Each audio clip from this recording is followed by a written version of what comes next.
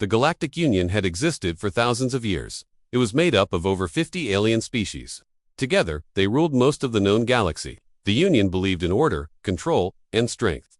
Any new species joining them had to follow strict rules. Many species feared the Union. Few dared to speak against it. Humans had entered the scene only 20 years ago. At first, the Union didn't take them seriously. They thought humans were weak, emotional, and not very advanced. But Earth worked hard. They built ships, learned alien languages, and joined trade routes. Slowly, humans gained a seat at the table. Captain Laura Price was one of the best human diplomats. She was calm, smart, and always prepared. She led a peaceful mission to the Union's capital planet, Verelion. The Union had called for a special meeting. Many alien leaders came. Laura brought her ship, the Horizon's Light, and her small crew. Jake Harris, a young communication officer, was excited.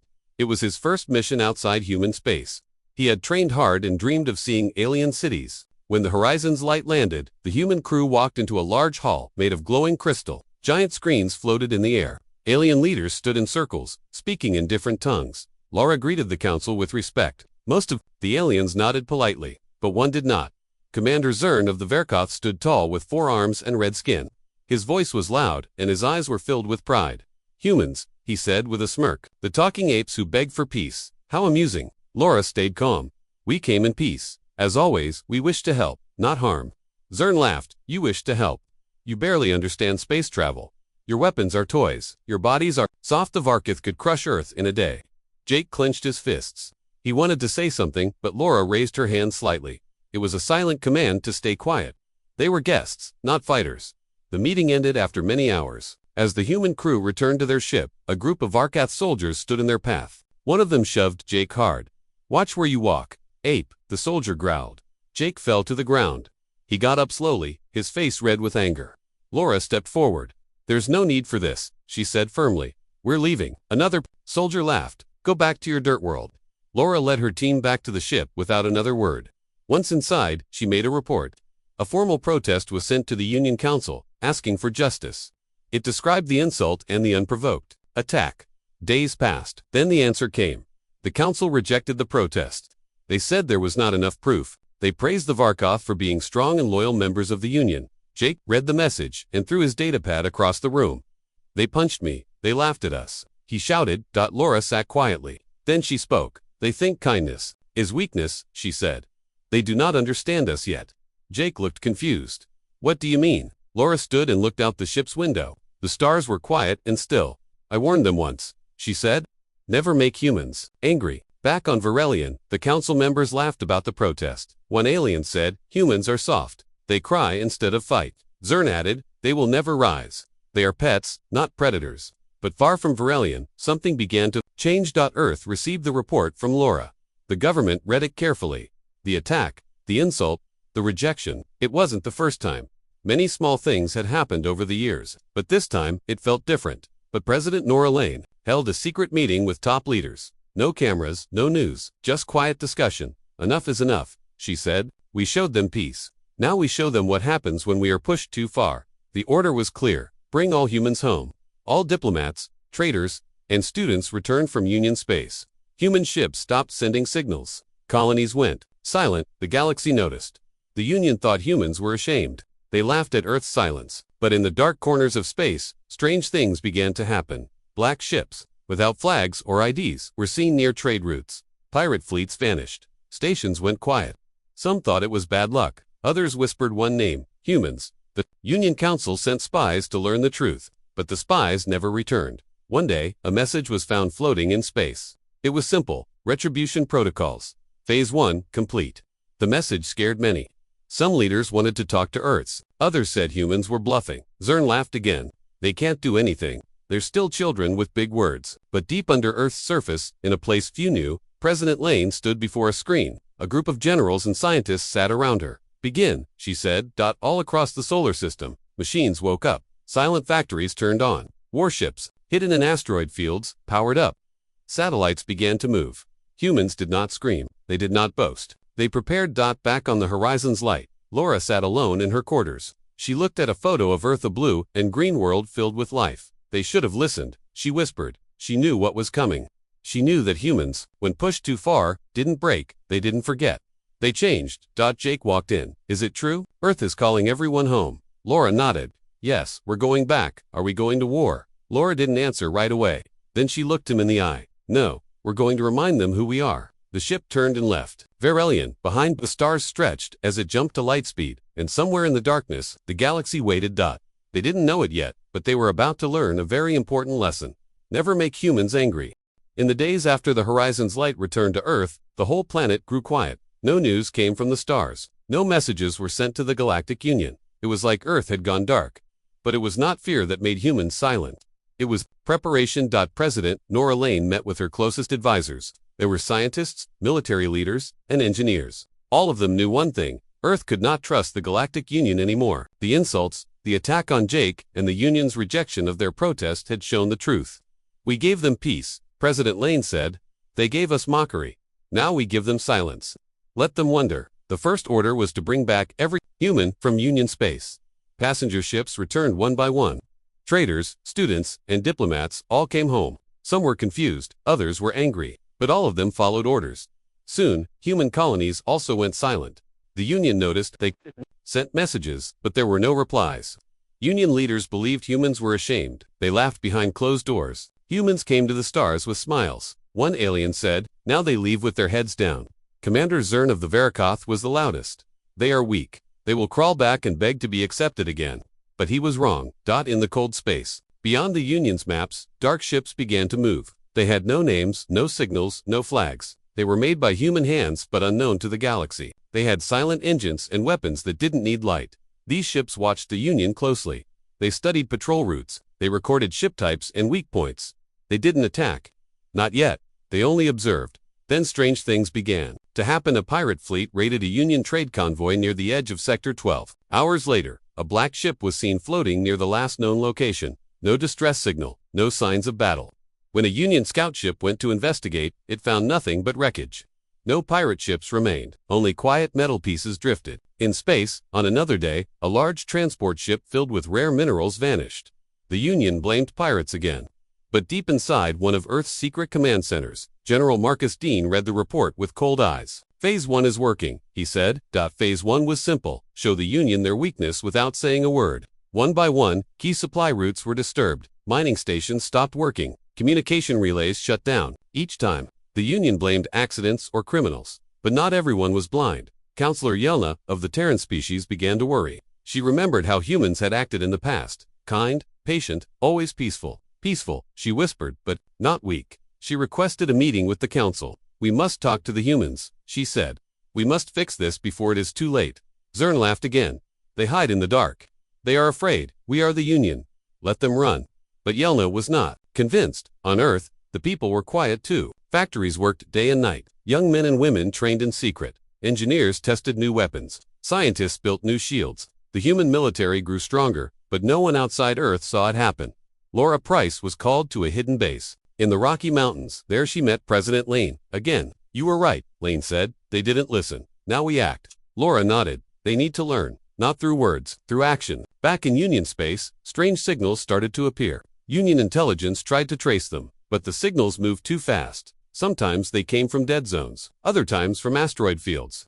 Always just out of reach. Then came the first real message, a single line, floating in space. Broadcasted in every known language. Retribution protocols. Phase 1 complete. The message hit the Union hard. The council called emergency meetings. Panic began to grow. Some thought humans had declared war. Others still believed it was a trick.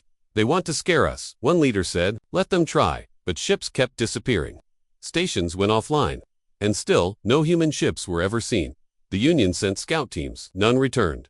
Finally, the council called for a military response. They sent ships to human space, but when they arrived, they found nothing. No stations, no colonies. Just silence. It was like Earth had vanished, but Earth had not vanished. It had hidden behind technology that no Union race had ever seen. Hidden behind firepower they had never faced. And behind it all was one simple truth. Humans were not afraid. They were watching, and soon, they would act. The galaxy had pushed them too far. Now, the galaxy would learn. Never make humans angry. In the deep silence of space, a Union border station floated near the edge of the Helix Nebula. It was large and strong, guarded by 6 defense ships. It had never been attacked before. The Union believed no one would dare. But one night, everything changed. A small object appeared near the station. At first, the sensors picked up nothing strange. Then it moved. Fast, faster than anything they had seen. Before the defense ships could respond, the object opened fire. It was not a normal missile. It was smart. It changed direction mid-flight. It flew between shields. It struck the main power core of the station. In less than 20 seconds, the entire station exploded. The defense ships were confused. They searched the area but found nothing. Only a message floated where the station had been. This is what anger brings. The news reached the Union Council fast. Leaders from many species gathered.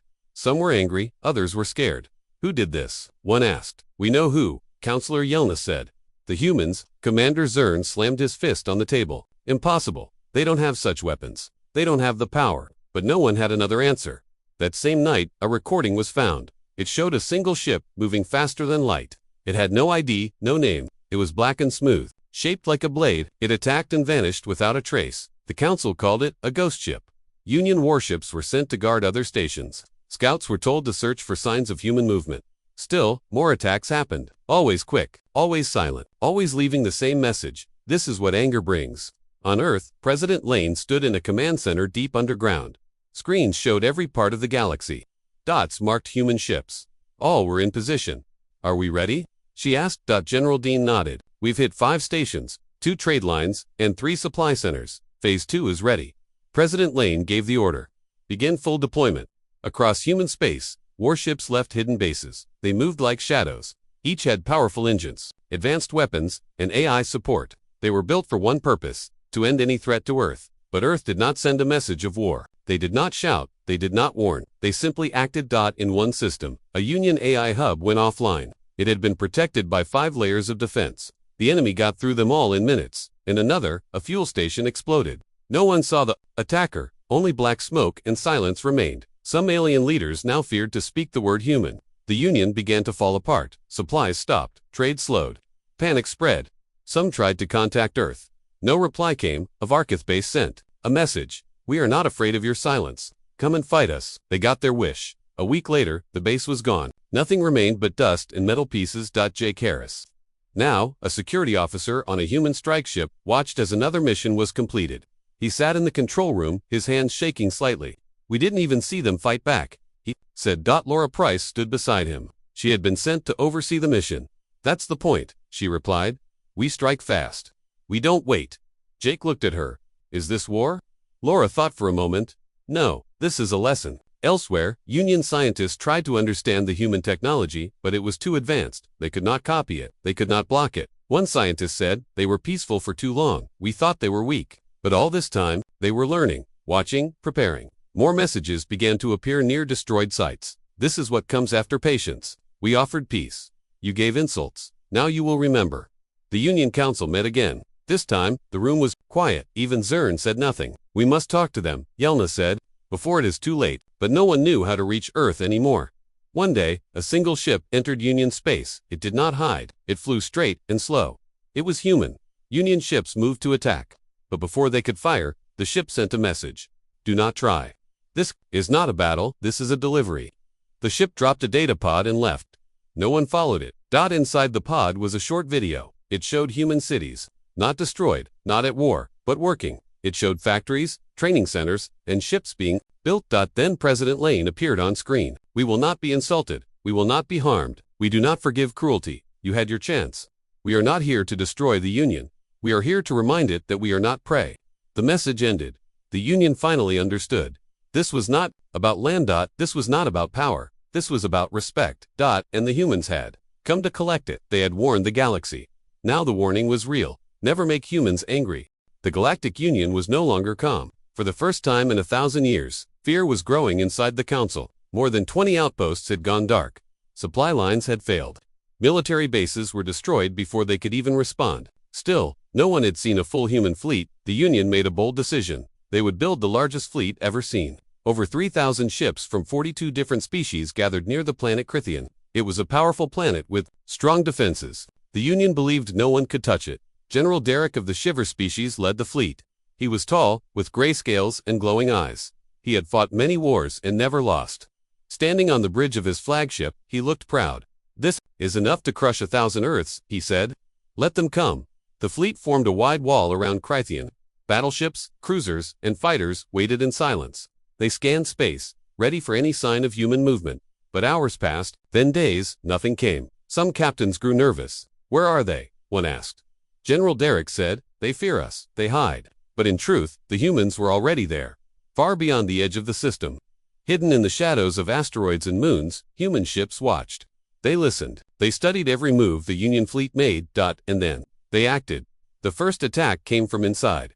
A hacking virus spread through the Union fleet's computers. It turned off shields. It sent false signals.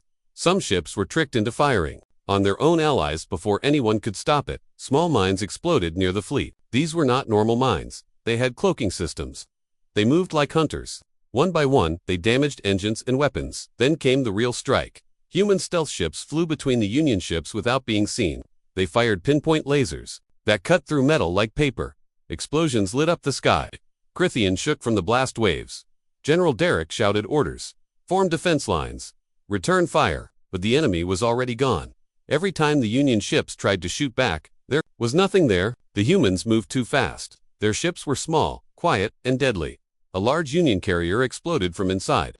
Human soldiers had boarded it without being noticed. They moved like ghosts.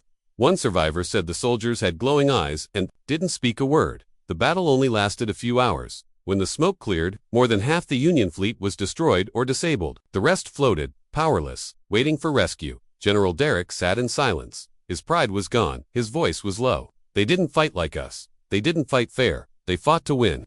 The Union Council was shocked. No one had expected such a fast and silent defeat.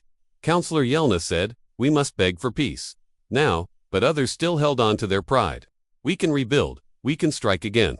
Zern, the Varkath commander, looked pale. He no longer shouted. His voice trembled. "We mocked them. We attacked them. We called them weak. We were wrong." More reports came in. Ships lost. Stations gone. No human bodies ever found. Only messages. This is what anger becomes. You laughed. Now you learn. The people of the galaxy began to speak in hushed voices. On alien worlds, children asked their parents, "Are the humans coming here?" Traders stopped flying near human space. Planets closed their skies. Fear was everywhere. But Earth didn't celebrate. President Lane stood in her office, watching the stars on her screen. She didn't smile. "We didn't want this," she said. "We only wanted respect." General Dean entered the room. "The council is silent. We believe they will send a message soon." "Good," she replied. "But we will not wait forever."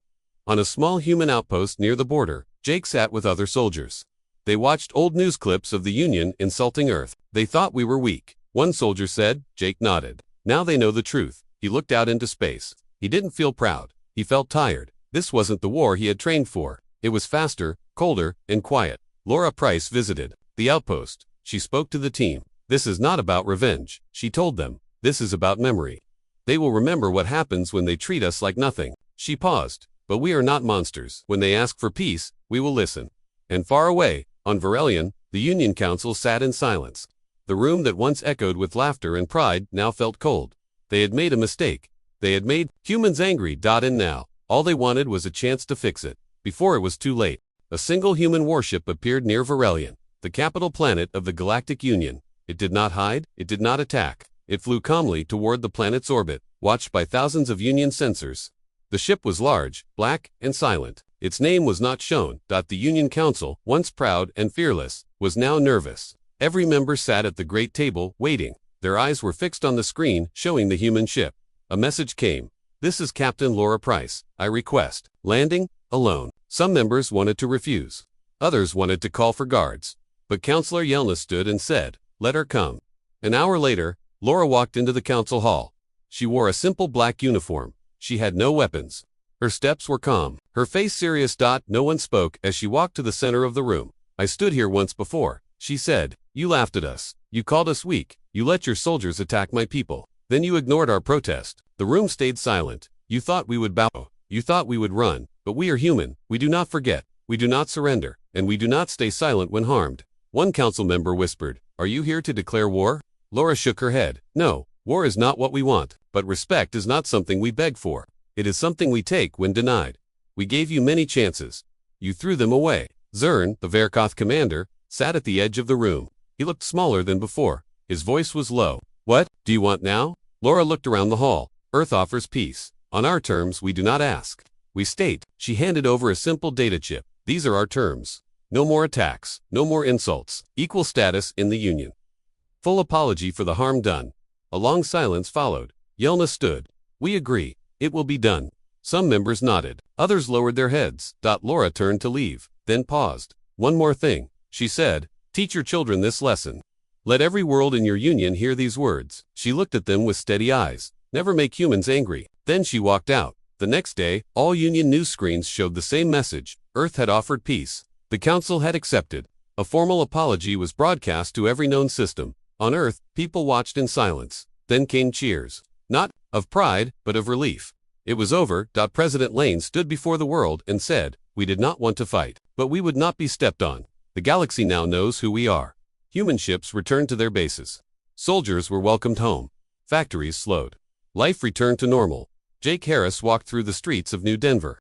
Children played. Nearby, he smiled. He had seen fear, he had seen strength. And now, he saw peace. Laura Price returned to her quiet home by the sea. She sat on her porch and listened to the waves. They had won not just with weapons, but with courage. Far across the stars, the Union changed. Humans were no longer seen as weak. They were seen as something else. They were seen as the warning every species would remember. Not with hate, not with fear, but with respect. And every child, on every planet, grew up hearing the same story. A story about the time the galaxy made a mistake.